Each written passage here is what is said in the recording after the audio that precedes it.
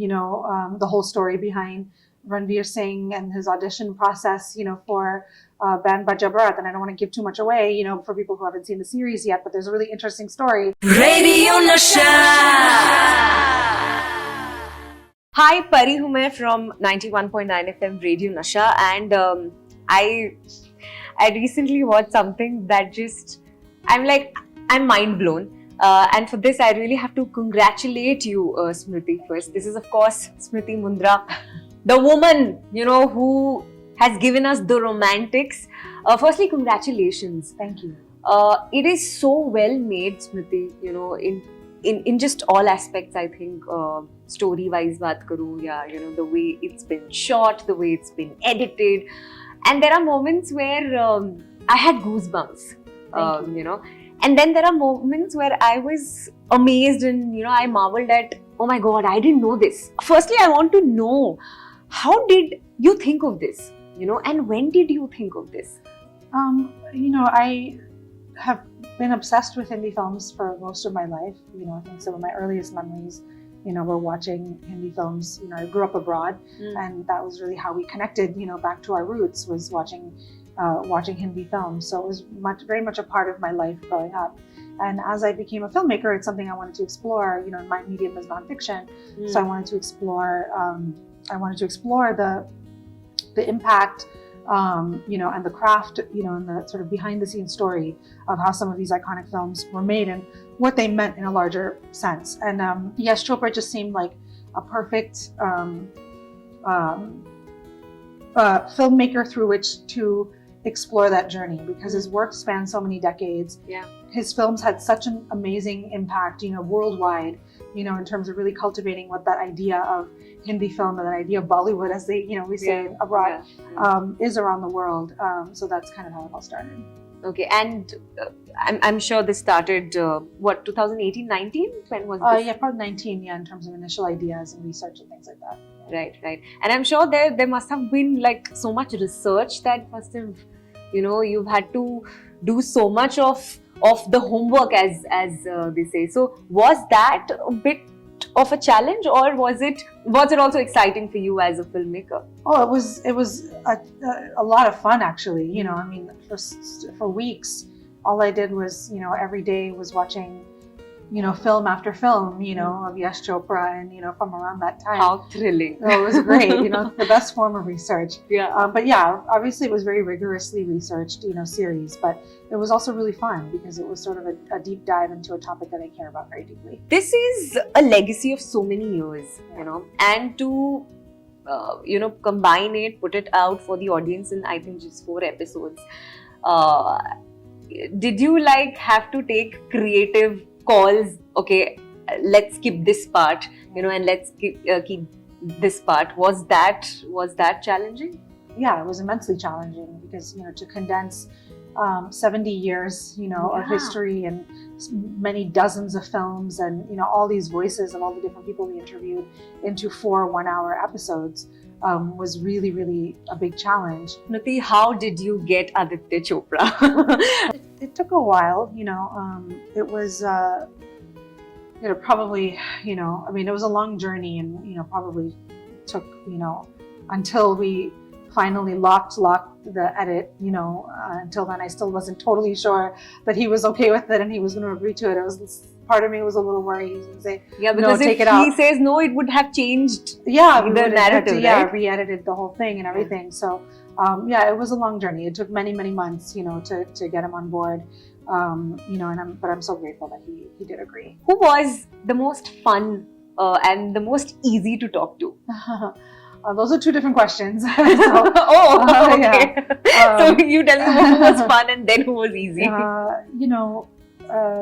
The most fun, it's hard to, gauge in that way because I had so much fun with all of these interviews. But I would say either, the Ranveer Singh or Ayushmann Khurrana were really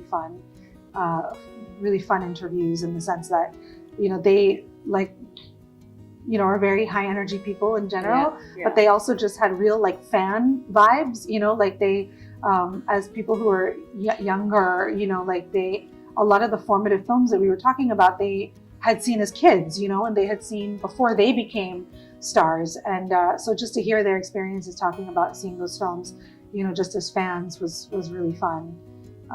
And in terms of easy to talk to, I honestly, there wasn't anybody who was really holding back or, was difficult to, to crack, in terms of an interview thing. I think you say the words, the magic words, Yash Chopra, then people just hearts open up, Yeah. and they just, are eager to share their memories and their experiences and, and talk about all of that. So I wouldn't say there was anybody who wasn't easy to talk to. You obviously did your research, before meeting, these people. But while you were asking them these questions, while you were interviewing them, was there anything that you kind of, came to know about then and there at that moment, and you were like, oh my God, I didn't know this? Oh, so many things, obviously, you kind of start a process, making a film with some ideas, of what the film is going to be, and then that evolves, the more you talk to people. There was lots of little moments, that were surprising and revelatory. I obviously didn't know that, the whole story behind RANVEER Singh and his audition process, for Band Baja Bharat. And I don't want to give too much away, for people who haven't seen the series yet, but there's a really interesting story, behind that whole process. And I saw he had tears in his eyes. Yeah, exactly. It's emotional. And that was, as an audience, as a viewer, that was also a goosebump moment for me. Yeah. Talking about emotions, there was also one part where I became very emotional. Of course, seeing Rishi Kapoor ji on screen. Yes, of course. Yeah, it was very emotional, even editing, his interview into the series, because everything, after he passed away, took on new resonance. Everything he was saying, and he was in a very reminiscing mood. When we were doing that interview, and and now you realize at the time I could have never predicted we would lose him just a month later. But in hindsight and in watching the footage, everything sort of had that heightened sort of emotional, perspective. So yeah, it was very emotional. You said Hindi cinema has been a part of your upbringing. What kind of a Hindi cinema lover have you been? Have you been the one like me who has been in front of the television set, copying, imitating every dance move, or have you quietly soaked in, the aura and the knowledge? What kind of a fanatic have you been? Because this can happen only when you truly feel for it. Yeah, absolutely. I was definitely more of a daydreamer than an imitator, I would say. And I was, I grew up mostly abroad, and my diet of Hindi films was somewhat limited to what was available abroad at the time. This is in the 80s and 90s, before now, with OTTs and everything, there's so much available all over the world. So there were films that I have seen 100 times, and then there were films that I had never seen that were huge films, because I would just watch what was available, what was available to us.